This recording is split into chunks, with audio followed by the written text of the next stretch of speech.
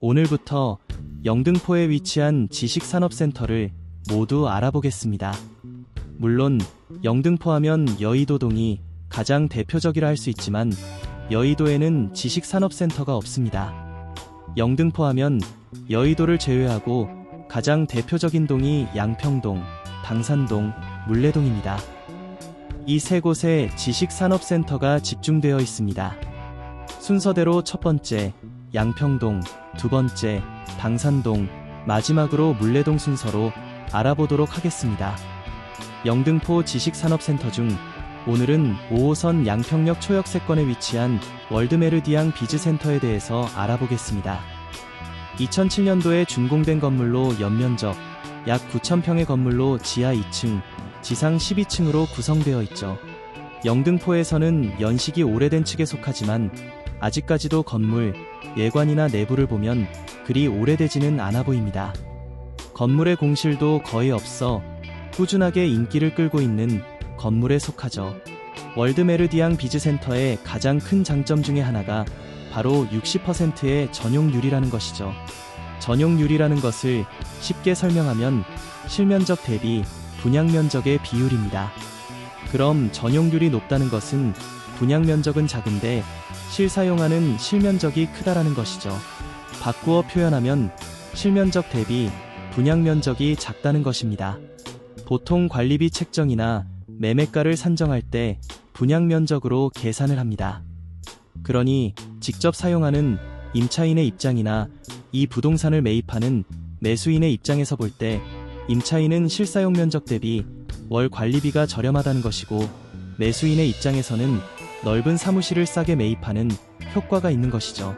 그렇다면 물건을 파는 매도인 입장에서는 나쁜 것 아니냐고 반론을 제기할 수 있는데 이 매도인이 최초 분양을 받을 때도 분양가를 저렴하게 분양받은 것을 생각하면 손해나는 장사는 아닌 것이죠. 그렇다면 전용률이 낮다라는 것은 이와 반대로 이해하시면 됩니다. 월드메르디앙이 전용률 60%이며 그 이후에 지어진 것들은 대부분 50%이거나 40% 후반인 것들이 대부분이죠. 이처럼 전용률은 상당히 중요한 것입니다. 물론 일반 주거용 아파트들은 대부분 전용률에 큰 차이가 없지만 주거 이외의 사무실 등은 전용률에 큰 차이가 있으니 이것을 알고 취득하는 것이 바람직하다고 볼 수 있습니다. 월드메르디앙 비즈센터는 지하철 5호선인 양평역 부근에 위치하고 있는데 전철역에서 나와서 도보로 약 3분 거리에 위치해 있습니다.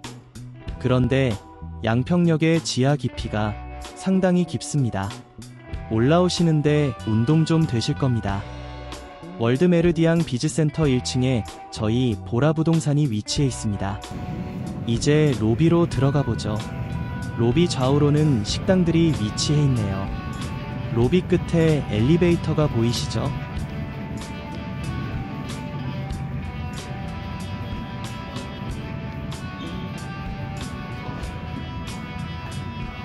총 3대가 있습니다. 엘리베이터 내부 사이즈는 큰 편입니다. 이제는 주차장 출입구로 가보시죠. 출구와 입구는 같은 곳에 있습니다. 보통 건물 규모가 큰 곳은 출구와 입구가 각각 다른 곳도 있죠. 안쪽으로 따라와 보시죠.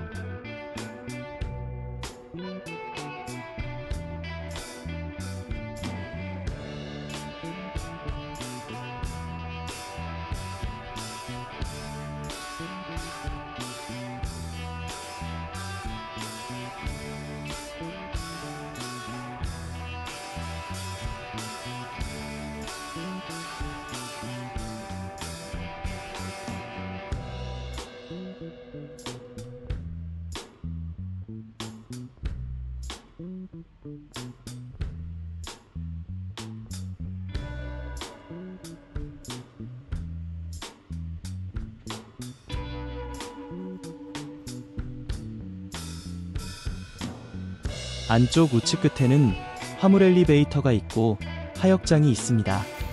화물 엘리베이터 크기는 요즘 신규 지식산업센터보다는 큰 편입니다.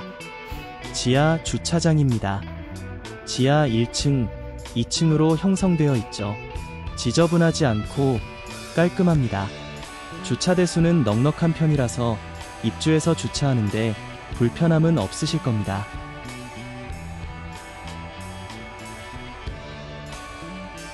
이제는 각 층의 사무실들이 어떻게 배치가 되어 있는지 알아보도록 하죠. 한 개 층만 살펴보도록 하겠습니다.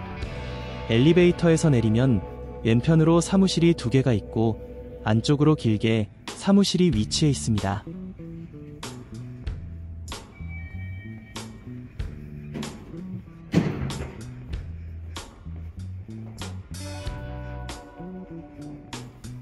우측 끝에는 화물 엘리베이터가 있는데 물건 하역 작업이 많은 업체에게 유리하겠네요. 평면도로 사무실 배치도를 보시면 이해가 더 빠르겠죠.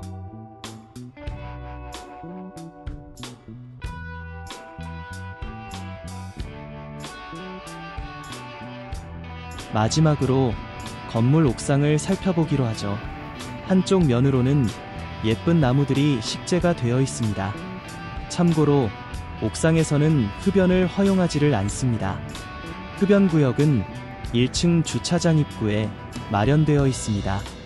이상으로 5호선 양평역에 위치한 월드메르디앙 비즈센터에 대해서 알아보았습니다.